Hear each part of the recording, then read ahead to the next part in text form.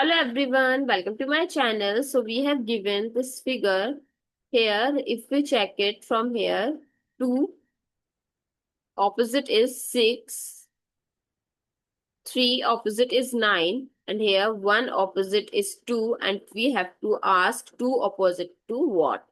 So let's start with today's video solution. If you haven't subscribed to the channel yet, I ask you to subscribe it and hit the notification bell. Here on the channel, we daily uploaded free videos that train your mind in logical reasoning as well as basic to advanced math.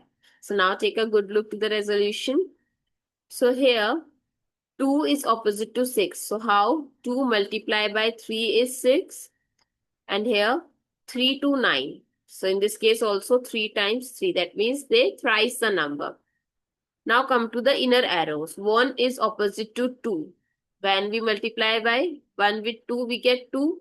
So 2 is equals to what? So here we are going to do twice of the number. So what is 2 times 2?